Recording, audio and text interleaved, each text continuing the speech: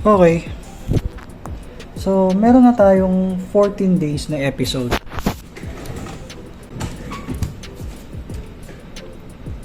So, okay na tayo sa November 1. Sunod naman is payroll schedule. Para mas lalo maintindihan nyo, nalabas ko na ang kodigo natin. Wala natin ang calendar. So, November 2.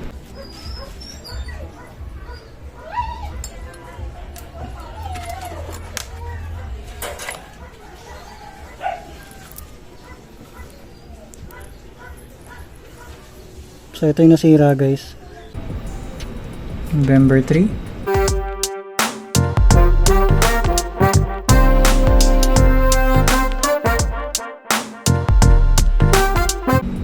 November 4.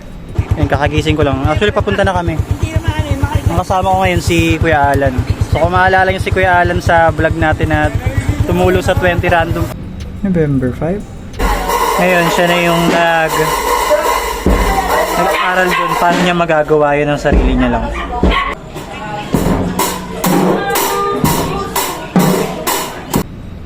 November 6. Hindi ko na binuhos yung mga ginawa ko ngayong araw sa vlog na to.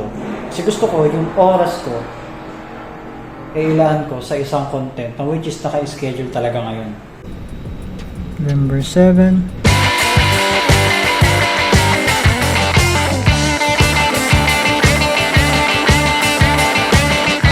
November 8. Ang buhay, sinusubukan talaga.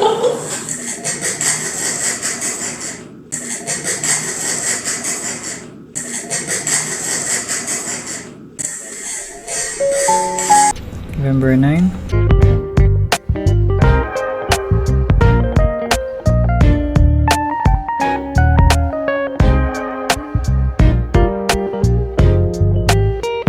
November 10. Around April 2023. Mga around isa pa. November 11. Alright guys, so kami na naman dito natirahan na ng tropa natin na si Linel. Sa wakas naman, nakapag-gym ka na pare. Thanks for the candy basket. Oh, got another jacket. November 12. I see her rolling up, Uber black Cadillac, high heel boots and a sexy body full of tats. Baby's bad, oh baby's hella bad. After her there ain't no coming back. Wanna take a run at that. November 13. Masasuggest ko na pwede niyang i-improve sa video niya.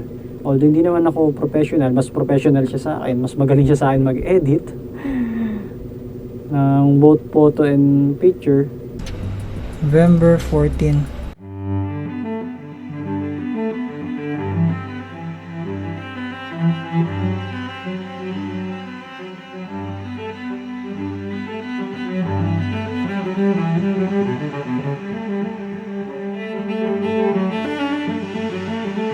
At ngayon,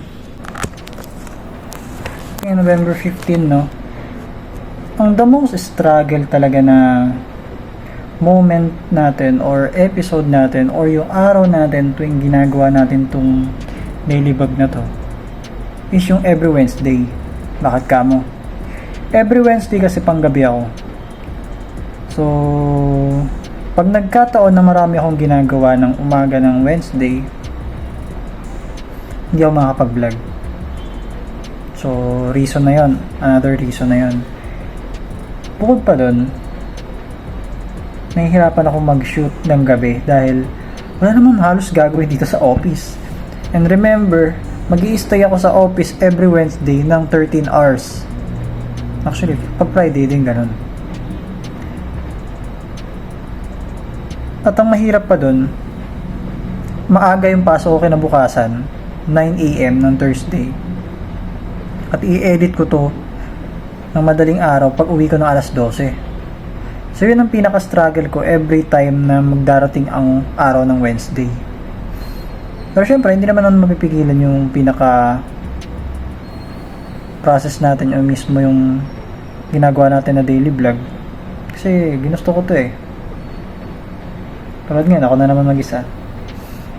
Pero hindi naman ibig sabihin na ako lang mag-isa, ako lang yung mag-isang nagtatrabaho ngayon papasok, no? May mga kasama naman ako mamaya. Kaso nga lang, 8 PM pa sila papasok at ang oras ngayon ay 6:22 pa lang. So, moving forward, but before anything else, I would like to congratulate myself, me and myself. Dahil umabot tayo ng 14 days, no? Kahit parang walang kwenta naman yung mga pinaggagawa ko. Actually, may kwenta naman pala siya. Before kasi, hindi ko talaga siya tinitake na merong kwenta yung season 1, no? Kasi, bahay, trabaho, bahay. Ganun lang halos yung nangyayari dun eh. So, kaunti lang yung scene na nasa ibang lugar ako. Kaya dinagdag ko yung last season, yung pumunta sa mga kaibigan ko, na which is hindi rin naman nagtuloy-tuloy. So, ngayon, November 15, nandito tayo sa office. Titingnan natin mamaya kung anong pwedeng gawin natin dito. Baka pagtripan ko na naman yung dalawa. You better dance, let's make a night. You won't remember, I'll be the one. Few moments later. So yung mga kaibigan, nagbabalik tayo kung nakikita niyo mga kaibigan. Thank you so much. Mga sabihin ng ano, Home TV na. So, pakita natin yung mga ginagawa ng mga mo.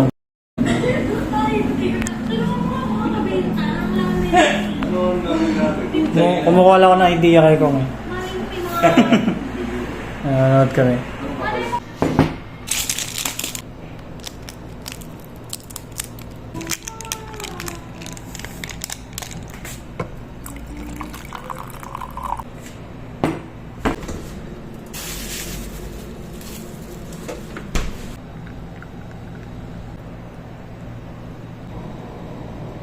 So, may kailangan pa akong gawin. Computer. Bago natin tapusin manood.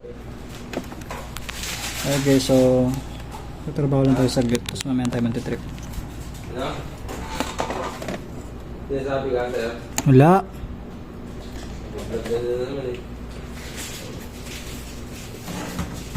So, may mga i-edit lang naman tayo. Tapos, nagugulo na tayo sa loob.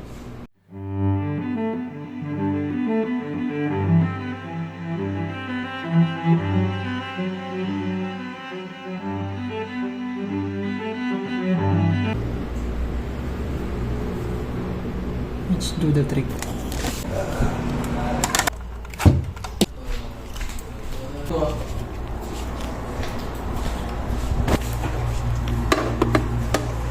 Ano ba sa'yo yung invoice? Hindi lang na. Kaya nga, invoice yan eh. Sinabi ko ba ng Nigeria? Grabe. Ang date, yung invoice date 10/27. Sipag nyo naman. Yan, nakaka-ano naman, nakaka-energize naman ng mga ano. Ikaw lang eh. Nice ah. Ikaw lang yun, ginagawa eh. Kaya bumukha ako siya. Ikaw lang eh. Ikaw lang eh. Kaya nang galing ko. Ayun naman. Tapos mo lang. Ilang linggo ka na lang. Ikaw na, di ba? Evaluation mo pa naman. Hindi, ngayon na. Ito na. Evaluation na ngayon. Pinag-iisipan na. Ito. Baka pag tumanda kayo, siyempre, ano ba yung mga mindset nyo sa mga anak nyo? Manghingi pa rin ba kayo ng sustento? O kaya bahala sila sa buhay nila? Oo. Ikaw Rex. Si Rex muna. Kung maabot sa pagtanda, sabi mo. Ako, magsusustento sa kanila. Oo, may asawa na sila, ganyan. Ako magbibigay sa kanila. Kahit may asawa na sila. Hindi, siyempre. Hayaan mo silang tumayo sa sarili ng paa. Pero hindi, sisingilin mo ba sila dun sa... ano? Kaya hindi natin obligasyon yan. Obligasyon ng magulang, magpalaki ng anak. Ikaw, Nel. Hindi, siyempre. Mas mahihingan ako. Hindi ako nangingi sa magulang ko eh. Ilo mo? Ah. Wala ba? Siyempre, yung bata. Yung bata, pwede. Pumunta. Pero ngayon, kung... Kasi, ang mindset, isa lang naman ano kasi sa Pinoy, ano yan, kumbaga, sa mga matatanda, sa mga matatanda, ay yung... Alam ko naka-vlog din naman. Ayun yung kasabihan sa matatanda, tumulong ka sa magulang mo, pagkatapos tapos mo makatapos. Pag ikaw naman yung meron, kawawa yung magulang. Kasi may napanood ako niya na video eh. Na Kasi, obligasyon ng anak na ibalik yung turo na nabigay sa kanila ng magulang nila. Kung kaya naman, bakit hindi? Hindi kaya. Yeah, yung nakakano kasi dun, yung term na inoobliga. nasa pagpapalaki nila yun. Pag mo palang na palaki nila ng maayos ang anak nila, kahit hindi nila sabihin na tumulungan mo, tutulong yun. Nasa pag mamalaki naman din ang ano yun eh, magulang yun eh. Siyempre, kung yung anak mo hindi nagbibigay sa'yo, hayaan mo na talaga. Ganun yung ugali mo rin siguro. Kung ano sabi nga, kung ano yung laman na mo. Kung ano ka, ganun din yung anak mo. Totoo yun. Buti may mindset na matino si Angel sa buhay niya, no? Hindi, totoo yun. Kung ano ka ngayon, gawin niya yung anak mo maging ganun yung gawin. Parang kung sa lahat ng mga sinabi mo na yan pa lang yung sinang-ayunan ko. Ah. Yan pa lang. Lagi ko yung pinagtitintan mo. Yan pa lang talaga yung sinang-ayunan ko. Ito ano, yung tama na. Tower 20.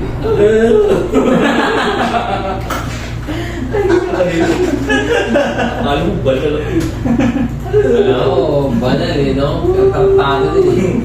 Hindi, na-mindset kasi sa Pilipinas yung gano'n, yung pag mga matatanda.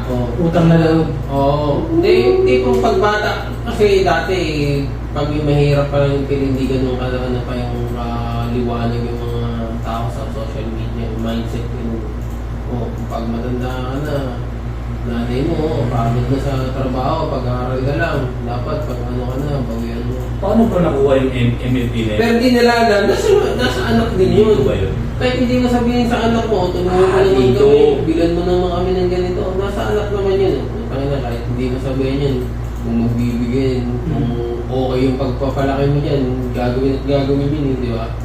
Pero sa ibang bansa, tangina, 18 pa lang, bala ka na sa buhay mo, putang ina nga. Kahit wala ka nang ibigay, kasi sa atin kasi walang benefits kasi sa atin pag matanda kaya nung kung siguro kapares tayo ng ibang bansa, kasi sa ibang bansa, pag kahit matanda ka na, hindi na nila problema kasi may benefits. Sa bagay, may point din. Di ba? Hindi ka tulad sa atin, pag tumanda ka na, maghahanap ka kung sino yung anak mo mag-aalaga sa'yo. Kung sino So, dyan na papasok yung susunod na tanong. Anong balak niyo pagtanda niyo na okay na yung buhay ng mga anak niyo? Ikaw, Nel. Sa akin, kasi ako, sa akin, ako, Yung kasi kayo dalawa na lang mag-asawa. kahit matanda na ako, kakanin ko pa rin yung anak ko, gagabayan ko pa rin kahit sabihin mo may pamilya na, gano'n, titignan mo pa rin. Pero kung yung iisipin ko kung paano ka mabubuhay pag kunyari tapos na namin pag-aralin, hindi ko na iniisip yun. Marami. Kumbaga may mapupuntahan naman.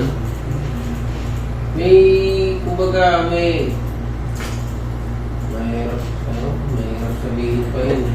Punta lang ang salita. Ikaw, Rex, anong balak mo pag baka may mga sariling pamilya ng mga anak? Bakit kayo dalawa na lang ng asawa? Yan. Bubol. Alam ko, nakabukod naman talaga kayo eh. Ayun, kasi mo. Kami mag-adjust. 699. Yung kasi kayong dalawa na lang ha. Teka na, balak ko. Nung narinig ko yung alam yung kanta na 7-Eleven, di ba yung pinapatugtog ko na corny na kanta? Nung narinig ko yun, nag-rema sa akin yung isang part ng lyrics ko na mag-retire tayo sa Vancouver sa may Canada. So, ang bala ko, pag tumanda kami ng asawa, doon na kami titira sa Canada kami dalawa. Ako, napaka-angas. Siyempre, hayaan ko yung mga unless na lang hindi kumain mga anak ko, pero siyempre, ayoko kasing umasa pa ako sa kanila o umasa pa kami sa kanila pag tumanda. Angas Vancouver. At least, wala na silang iisipin, di ba? May home for the agent dun eh. Pag namatay ka dun, diretso ka nakabaong libing dun. Wala nang gastusin yung mga eh. Wala, hindi problema hospital sa kanila. Kaya nga, pag tumanda ka. Isa yung problema libigan doon. 11:30. Start na meeting base.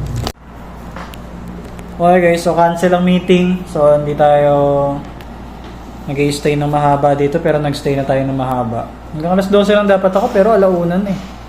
Ay hindi, wala pa pala. 12:30 pa lang pala. Wala na naman silang ginagawa kasi nawala yung camera eh. Ay hindi, may ginagawa pala si Nel. Sorry Nel, sorry. Biglang may gagawin. Sorry, may ginagawa pa. Ito ba naman sabihin ni Jerry, ay Daniel, magtrabaho ka. 302.5. Kaya siguro dito natin tatapusin yung vlog. That will change the way. 101 essay. Yan, maganda rin yan. Yan, nagbabala kasi bumili yan si Rex ng libro. Brianna Weiss. Nagbabago na itong buhay. Para maging positibo naman yung buhay niya. Hindi positibo talaga akong tao. Nung binugbog nga ako, di ko na lang yun eh. Pero pinabarangay mo. Pinabayaan ko na eh. Hindi, sabi ko yung parang pabarangay ko eh. Pabarangay mo, putang na. Pinaniniwalaan niya eh. Ikaw, kahit totoo sinasabi mo, hindi na kita pinapaniwala. Ikaw yung masamang tao sa paningin ko. Putay na. Ayop na yun. Hindi, kanina talaga yung pinakamatay nung, pinakagustong gusto kong sinabi ni Junel. Yung, Hindi ako yun. Iba ako yun. Iba ako nun. yun nga talaga yung pinakanagustuhan ko sinabi natin Junel. Huwag mo kami nakuhin. Nagtampo. For the vlogs ka na naman. Tangina ka. Minura ka naman. Lagi mo, pero evaluation mo, minura sa'yo. Dami ng minus. Siguro mga negative one na lang. I wake up every minute with a fever dreams. I push my mind to a limit where it needs